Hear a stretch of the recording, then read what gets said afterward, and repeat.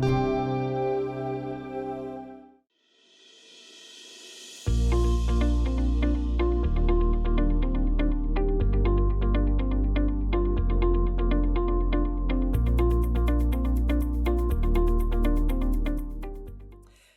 to Women's Leadership Today. I'm your host, Michelle Myers. Today we are talking with Rhonda Sher. Rhonda is known as the LinkedIn Diva and is the author of 4 books, a professional speaker, business networking expert, mentor, wife, and mother, and is recognized as one of the country's foremost experts at teaching entrepreneurs and business owners how to monetize LinkedIn. Welcome, Rhonda. Thanks, Michelle. I'm so happy to be here. Well, I'm so excited to have you and for you to share all your wisdom about LinkedIn. I mean, it's something that all of us are on, right? But before we jump into that, Rhonda, I would love for you to tell us a little bit about your professional journey and how you became to be the LinkedIn diva. It's kind of interesting because I started out really wanting to be an attorney, believe it or not. And after I graduated college, my parents had said to me, you know what? You actually have to live at home if you want to go to law school. And after living away for 4 years at UMass Amherst, I thought that was a fate worse than death. So I became a paralegal. And that worked out really well for a while. But one of the things that I got really, really good at was LexisNexis, which is actually pretty similar to LinkedIn. And I really figured out pretty early on that I was not meant to be an employee. I was meant to be an entrepreneur. And I left that world and got into, believe it or not, selling prepaid legal services as an employee benefit. And I went to companies and I would do presentations. And in order to find my clients, I actually had a network. So I became an expert networker and I wrote a book on it. It was called The 2-Minute Networker. And the premise behind successful networking was doing 2 things. The 2 things your mother taught you not to do, actually: talk to strangers and master the F word, follow up, right? And so when LinkedIn came out, it was just a natural for me because I realized that it was really no different than what I was doing already as a 2-minute networker, but I was now doing it online on LinkedIn. So I wrote a book called The ABCs of LinkedIn, Get LinkedIn or Get Left Out. And started going out there teaching and training. And literally the rest is history. But the fun part of the story, Michelle, and this is really the cool part, I always think that there are lessons in what happens to us in life. And after 28 years of marriage, I ended up getting a divorce. And that was at the same time that my mom had passed away and our house was short saled. My kids were empty nesting. And I thought, oh my gosh, nobody's hiring speakers. I'm going to be a supermarket greeter. That's going to be me.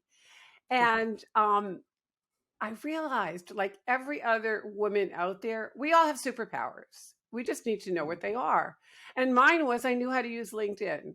So I went out, I got my life insurance license. I used LinkedIn to generate in my first month, within 6 weeks, I was making $6,000 a month. Within a year, I was making 6 figures. And I figured out 2 things. Number 1, I didn't like selling life insurance. And number 2, I had a system using LinkedIn that anybody could use. And this is the funny part of the story. So 7 years ago, which was 2016, I remarried my ex-husband. And when we got married, he had always had the big career and everything. And I was raising the kids and, I was working as a paralegal and what have you. And he said, I have one request. I said, what's that? He said, please make more money than me. Well, believe it or not, I retired him in 2020 using the very system that I created on my journey to becoming the LinkedIn diva. I called it the Sher method. And I'd like to say I have a husband, a husband, didn't have to change my name, and the kids are ours. And there you go. The gift wrapped in sandpaper, the divorce that led me to create the system that I now share with everybody. Well, thank you, Rhonda. I love your story. And I love how women do exactly what you did. They hit a major roadblock in their life and they pivot. They look inward to say, what are my inner talents? what am I really good at and passionate about? And then turn that into a career. I love those kind of stories. Let's talk a little bit about the importance of LinkedIn for women professionals. I think a lot of women think, well, if I'm not looking for a job right now, then why is it important to update my profile and keep that going? What would be your response to that, Rhonda? Well, have you ever Googled yourself, Michelle? It's an interesting experience. It's been a while. It's been a while. But think about this. People are 2 times more likely to believe what they see on LinkedIn than they are on any other site. So Hmm. regardless of whether, you are in whatever it is that you're doing, somebody's going to refer you, right? You're going to get checked out and somebody's going to Google your name. Your LinkedIn profile is going to show up on the first page. So it's the place where you get to show your credibility, be visible, talk about your story, your personal story a little bit, because people don't do business with companies necessarily. They do business with people, and then they look at the company behind the person. I mean, if you think about, for example, maybe a coach, a real estate agent, a commercial insurance agent, doesn't really matter what you're doing. You're not buying the company that person's with, you're buying them, and then you're looking at the company behind them. So the profile is really, really important. And in fact, it's your mini website. It's the place where you can showcase your testimonials, your recommendations, your case studies. You can actually talk about your awards, your education. So LinkedIn is real because Microsoft owns them. And there's almost 900 million people on LinkedIn. And every second, 2 more people are joining. And it's free. I mean, yeah, you could do the paid version, but it's free. What other platform can you position yourself on that has the credibility that Microsoft has, where you know you're going to get checked out? So if you're ignoring it, you're leaving a lot of money on the table. I definitely do think it is a very underutilized tool by a lot of people. And Rhonda, what is the number one item most LinkedIn profiles are missing or fall short that you see? Actually, that's 2 things, but the most important one, and you'll laugh at this, Michelle, it's contact information. Oh, They don't even put a website, a phone number, or an email. So here you are, you have this profile, and you want people to reach out to you, and there's no way to contact you. I mean, it sounds kind of obvious, right? But I see so many profiles that don't have that. And I think the second mistake that people make is LinkedIn underneath your name. There's a If you do not put a headline, which is what you do, you can actually talk about what you deliver, the benefit. LinkedIn is so kind.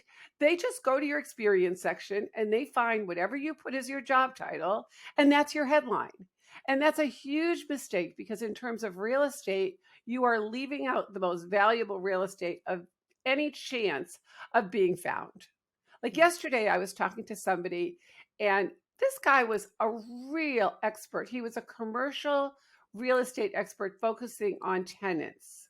Okay. okay. And I said, how many people do what you do? He's like, oh my God, there's thousands. I said, yeah, maybe you might want to expand on that and talk about the fact that you are in a particular area, all of that. Another woman I worked with before is a handwriting expert. Now, she's only one of 5 people or so in the country with her credentials and expertise, and she couldn't Mm. figure out why lawyers weren't finding her because it didn't have what she did. And when we changed it, she called me the next week and she goes, Rhonda, 3 lawyers reached out to me. They want to talk to me about being an expert witness at their trial. So that headline is critical because that's how you get found. Okay.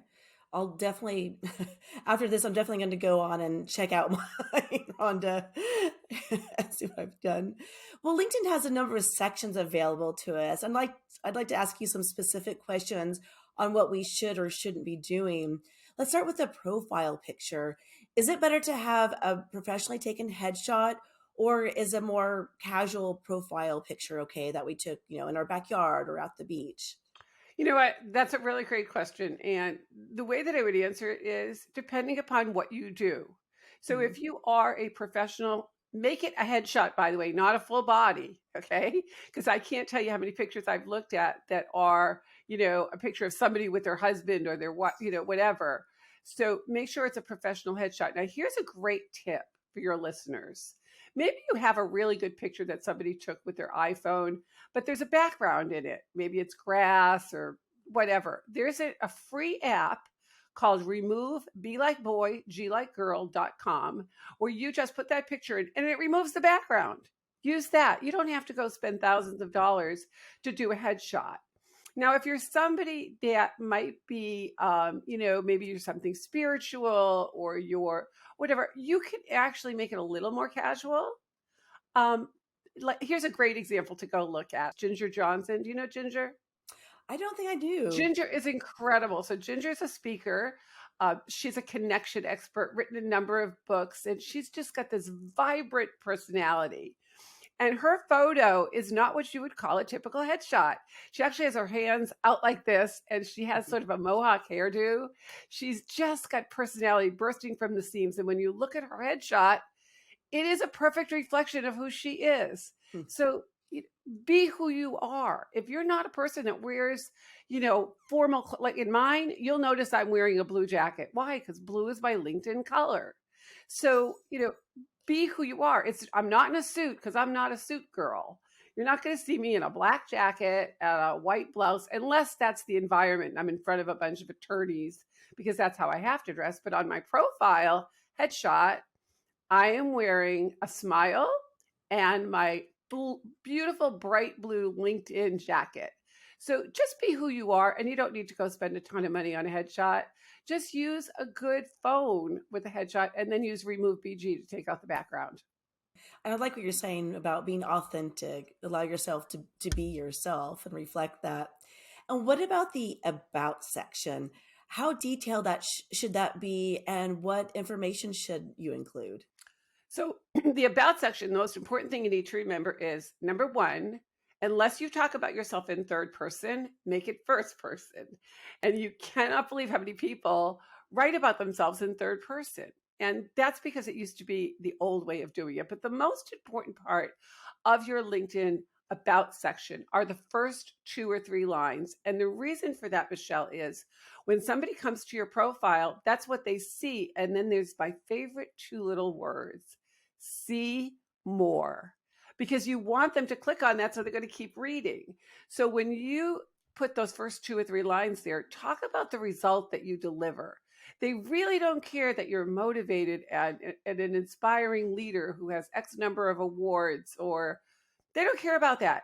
What they want to know is, how do you help them? What is the benefit that you deliver for your clients? And who do you work with? Because then they know they're in the right place and they're going to keep reading.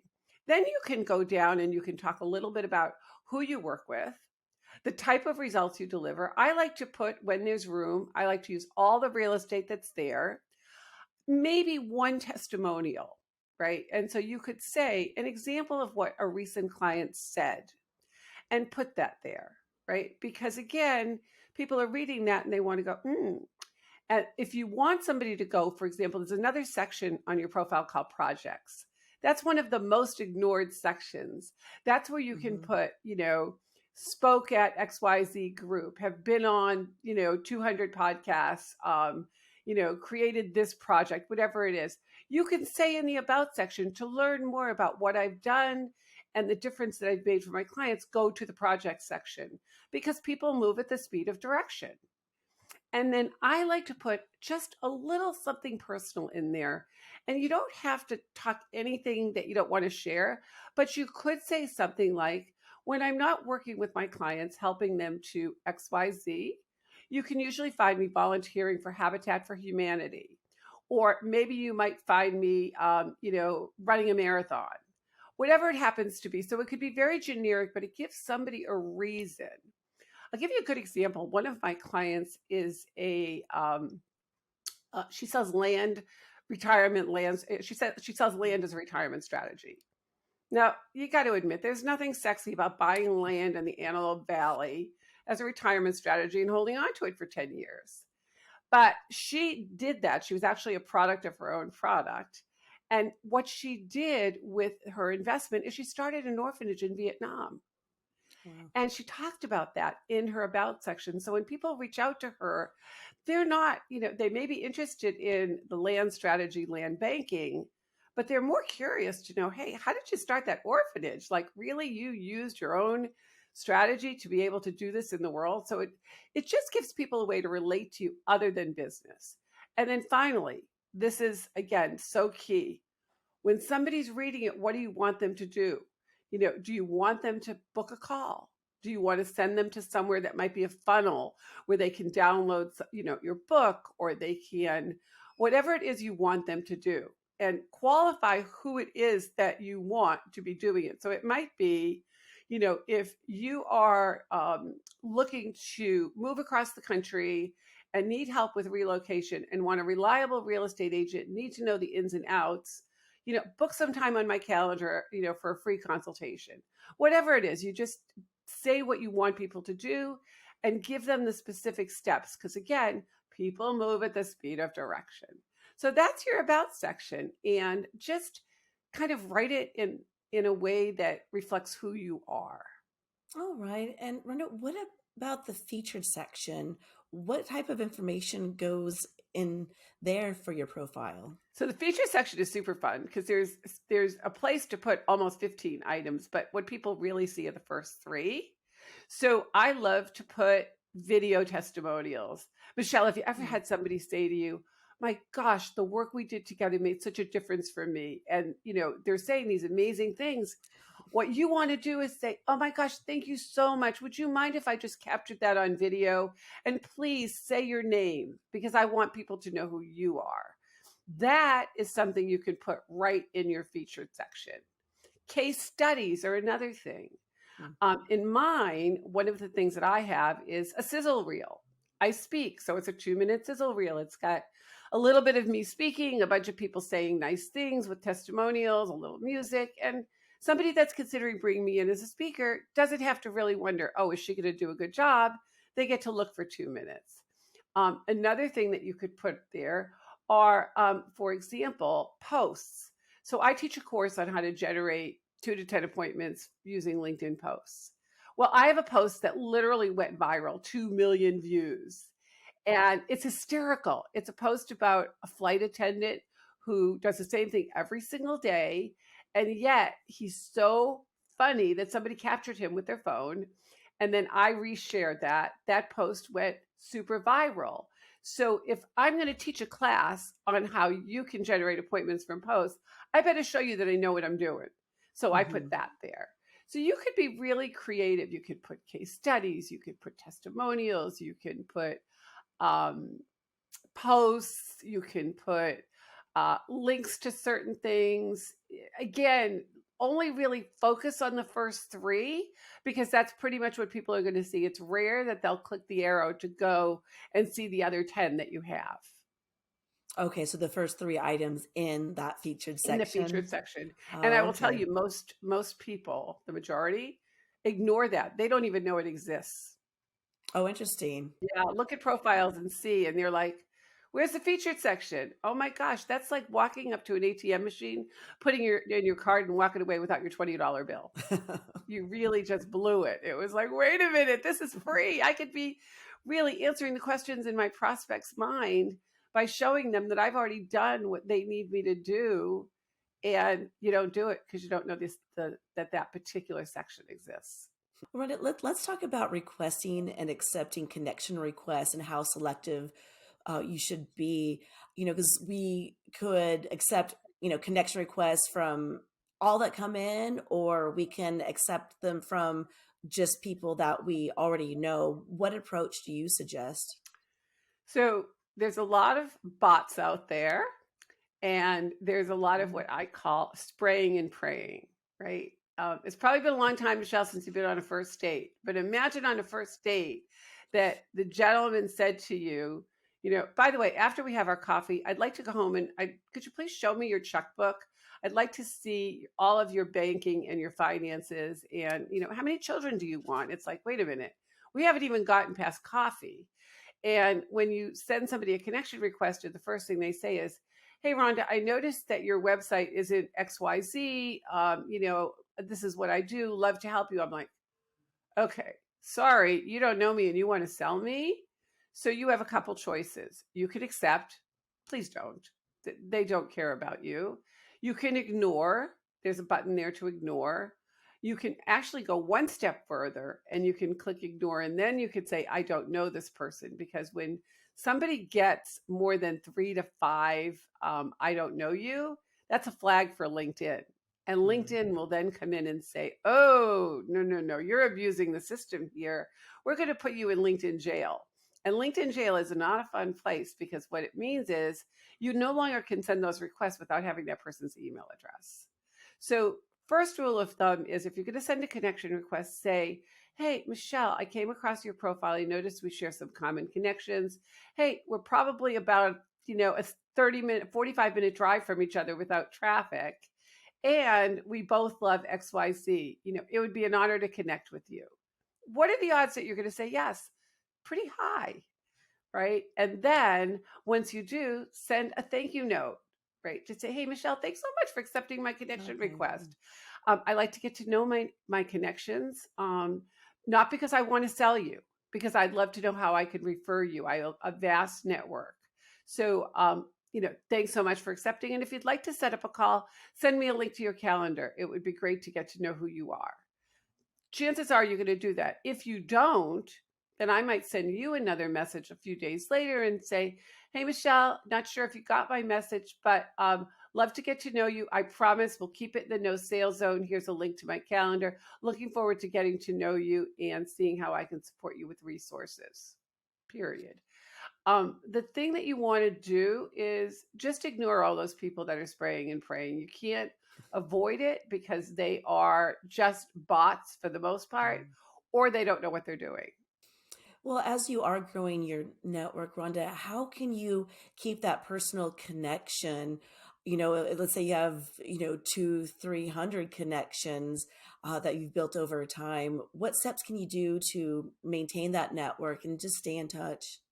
Couple things. Number one, there's a little bell you'll see at the top of somebody's profile. And if they're posting, and by the way, less than 2% of people are posting, click the bell. And when they post, engage with their post. And when I say engage, I don't mean say, hey, nice post.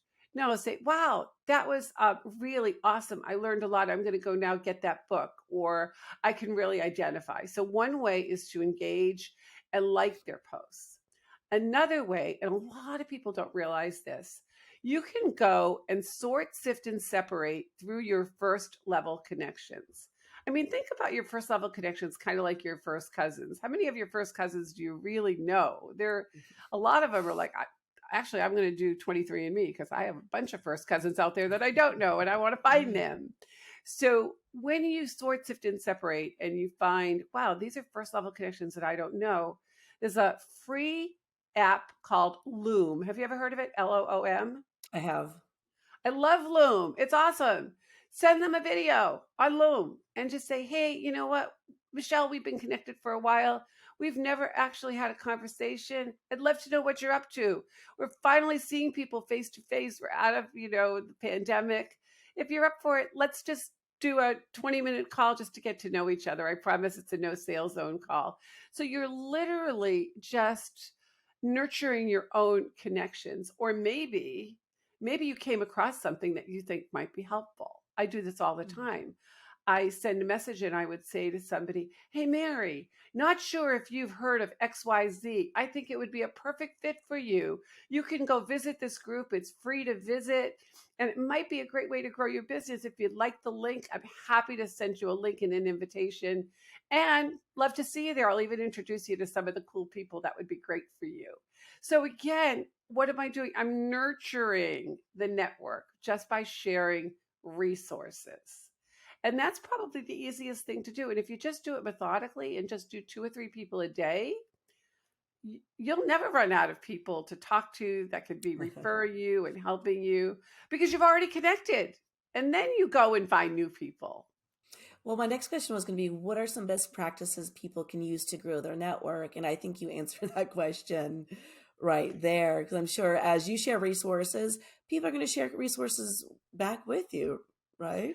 Exactly. I wouldn't be here today if a common connection didn't refer me to you and you to me because you're a resource. So you just never know where that's going to go. And by posting, on a regular basis, and you don't have to be posting about your business, by the way, post stuff that's motivational, inspirational. Guess what happens? You're top of mind, and then people start to think of you. And that's what we want to be. We want to be top of Mhm. mind for the right reasons. And Rhonda, how often should professionals be reviewing their LinkedIn profile and making updates? Is that a weekly thing, a monthly thing we should be No, doing? I would say, maybe just like every quarter, just make sure, or when you've had a significant change. So if you've changed jobs, if you've changed positions within your company, if you're doing something new, you want to add it. And a nice thing to do to refresh it every now and then is change your banner up a little bit or Mm. change something up. Here's a cool thing to do. I did this actually for myself, and I had a client that did it. Maybe you're offering something new. Maybe you wrote a book. Maybe Mm. you have started a newsletter. It doesn't really matter what you're doing. Add it to the experience section on your profile. And then LinkedIn will go out and tell all of your connections that you're doing something new. So when you update, Mhm. LinkedIn does the heavy lifting for you, which is a very cool thing. So that's another way. So I would say, certainly don't ignore it, but don't go more than every quarter without at least looking at it and making sure that it's accurate. A lot of times people change phone numbers, they change emails, they Mhm. change websites, they change companies, they add, they take out. Maybe you became a member of a great new organization. Maybe you had a couple of cool projects that you've done. Add them. Just think of the fact that it's a living document that you want to keep current. And do you think everyone should include their LinkedIn profile link in in their email signature? Great question.